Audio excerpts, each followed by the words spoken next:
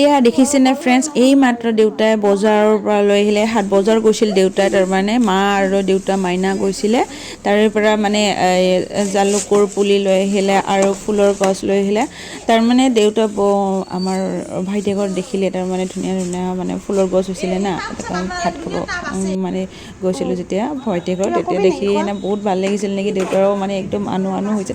আৰু ময়ো কৈছিলোঁ যে দেউতা ফুলৰ গছ লৈ আহিবি, আৰু মানে ইমানেই ভাল, মই ভাবিছোঁ মানে এই গেন্দা ফুল আনিছে, গোলাপ ফুলো আনিছে, কিন্তু মই ভাবিছিলোঁ অলপ মানে বেলেগ মানে ধৰ ফুলৰ গছ আনিব দিছিলোঁ, কিন্তু দেউতাৰ মতে আনিছে আৰু এইপিনে আমাৰ মাইনা আৰু মই মানে আৰম্ভ কৰি দিছোঁ কামবিলাক। ফুলৰ গছ ৰুই কিনে এতিয়া লগাই দিলোঁ, মানে সেই চিৰিত দিলোঁ আৰু মন্দিৰৰ ছাইডত দিলোঁ সিপিনে। এইটো দেখাব পাহৰি গ'লোঁ। আৰু ইপিনে ধুনীয়াকৈ চিৰিত লাইন কৰি দিছোঁ, ভাল লাগে এনেকুৱা কৰি হ'লে, মানে একদম আমাৰ গছ গছনি মানে একদম মানে কোনো ফালেই নাই আৰু। সেইকাৰণে মই ভাবিলোঁ আৰু যে গছৰ পুলি কি কৰোঁ, টাবত লগাই দিম, ভাল লাগিব। আৰু এতিয়া মই মানে কাম বন কৰি একদম হাত ভৰি ধুই এতিয়া ৰন্ধাত আহি গ'লোঁ।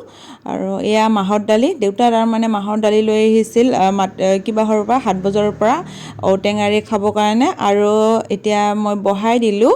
তাৰপিছত শুকনা মাছো আনিছিলে, কিন্তু আমি আজি বৃষ্টিবাৰ হাট বজাৰ আছিলে।